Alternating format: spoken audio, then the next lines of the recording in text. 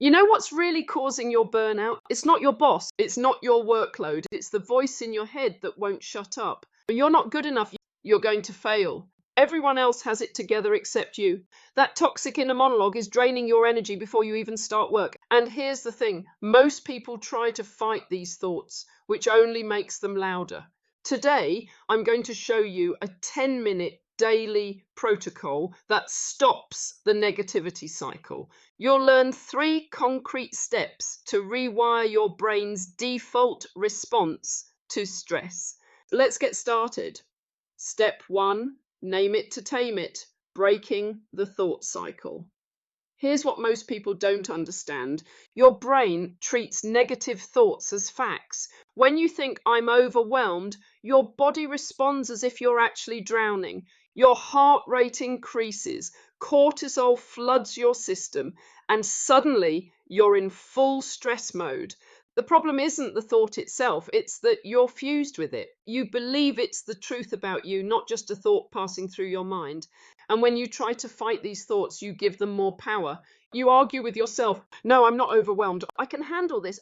But your brain hears overwhelmed twice now, and the stress response intensifies. It's like trying to put out a fire by throwing more fuel on it. So here's what you do instead. The moment you notice the negative thought, pause. Don't analyze it yet. Don't try to fix it. Just capture it. Write it down in your notes app or mentally label it as a thought virus. That's it. 2 minutes maximum. I want you to write it exactly as it appears in your mind. If the thought is, I'm a complete failure, write that down word for word. Don't soften it. Don't make it sound better. The power of this technique is in creating distance between you and the thought. You're not the thought. You're the person watching the thought. You're the observer, not the victim. Let me give you a real example. Last week, I was preparing for a presentation, and the thought hit me. I'm going to mess this up. Instead of spiraling into anxiety, I grabbed my phone and typed it out. I'm going to mess this up. The moment I saw those words on the screen, something shifted. It wasn't a truth anymore. It was just a sentence, a thought virus that showed up uninvited. Here's the key. Don't try to analyze or fix it yet.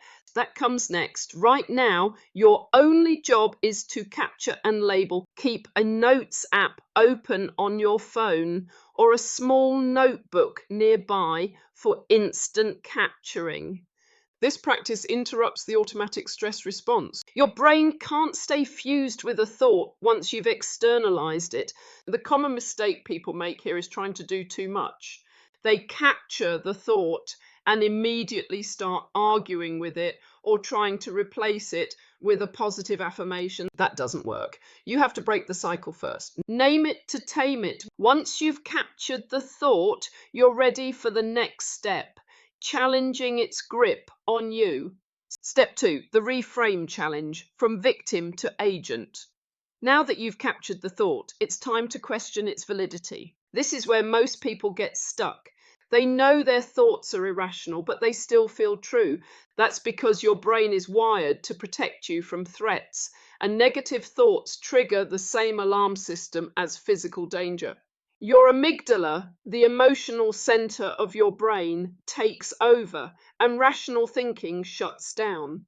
The reframe challenge shifts your brain from emotional reaction to problem-solving mode. It activates your prefrontal cortex, the part of your brain responsible for logic, planning, and perspective. This isn't about toxic positivity or pretending problems don't exist.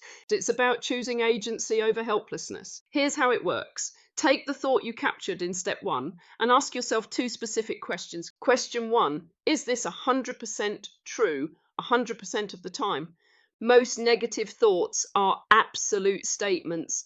I'm always overwhelmed. I never do anything right. Everyone thinks I'm incompetent. But when you examine them closely, they fall apart. Let's break down a real example. Say your thought virus is, I'm always overwhelmed. Ask yourself, is that actually true? Were you overwhelmed last Tuesday when you finished that project ahead of schedule? Were you overwhelmed yesterday morning when you handled that crisis call with your colleague? The answer is no. You've had moments of clarity, control, and competence. The thought isn't a fact. It's a distortion. This evidence test is crucial because it exposes the lie your brain is telling you.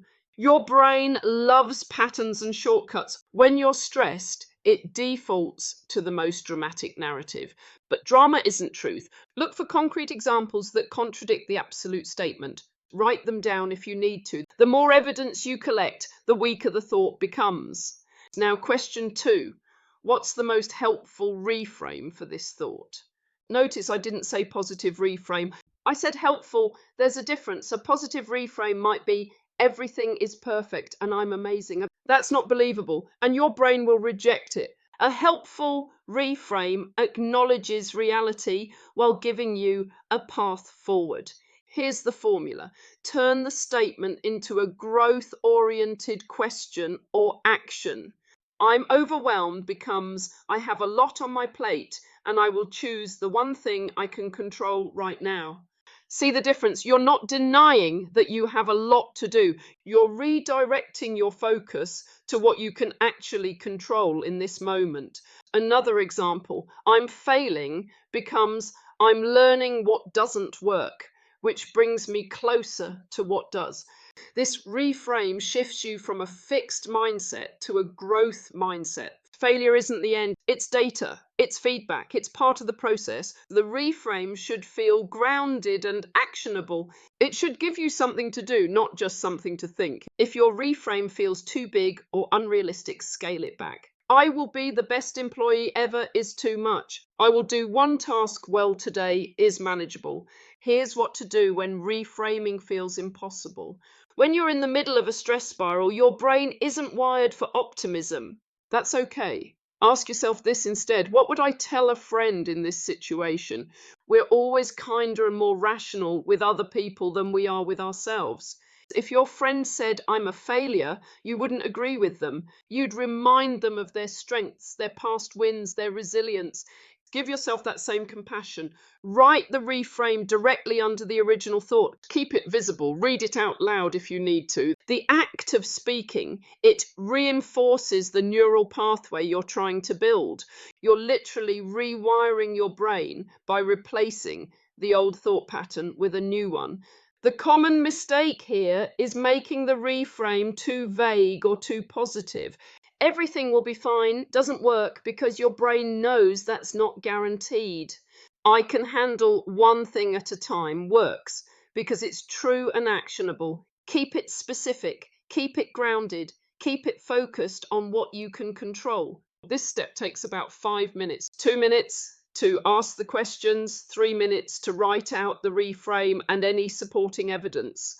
Don't rush it. This is where the real work happens. You're not just changing your thoughts, you're changing the story you tell yourself about who you are and what you're capable of. Step 3, the 30-second anchor, conditioning your calm response. The reframe gives you mental clarity, but now you need to lock it into your nervous system.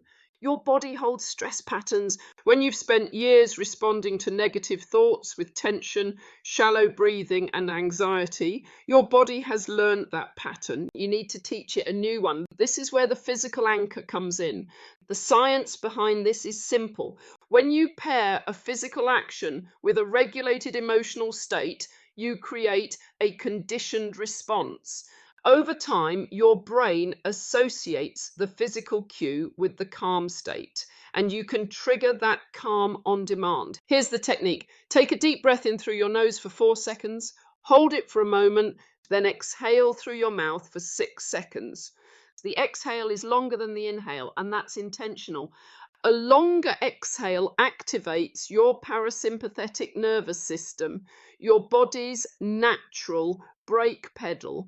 It tells your body we're safe now. While you're breathing, press your thumb and index finger together. This is your physical anchor. The touch creates a sensory memory that your brain can recall instantly in future stress moments. It's like bookmarking a feeling. Every time you do this practice, you're strengthening that connection. Repeat this breathing cycle 3 times while holding your anchor and mentally repeating your reframe from step 2. So if your reframe was, I can handle one thing at a time, say that silently with each exhale. You're layering the physical calm, the mental reframe, and the sensory anchor all together.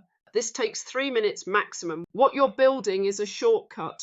Right now, it might feel like you need all 3 steps to calm down, but within 7 to 10 days of consistent practice, the anchor alone will start to trigger the calm state. You'll be in a meeting, feel the stress rising, press your fingers together, and your body will remember. It will shift. The real-world application is powerful. Use this anchor before difficult conversations, during conflicts, or when you feel the negative thought returning. You're not just managing stress in the moment, you're training your nervous system to default to calm instead of panic. The common mistake is skipping this step because it feels too simple or too woo-woo. It's not magic, it's neuroscience. Your brain learns through repetition and association. You're giving it a clear pattern to follow. Your daily mental discipline. Here's the key takeaway. Negative thoughts aren't the problem. Letting them run unchallenged is. This protocol gives you back control. 2 minutes to name the thought, 5 minutes to reframe it, 3 minutes to anchor the calm response, 10 minutes total. Try this once today with the next negative thought that shows up. You're not just managing stress, you're rewiring how your brain responds to it. Over time, this becomes automatic. If you want more tools for managing workplace stress, watch this next video on setting boundaries without guilt.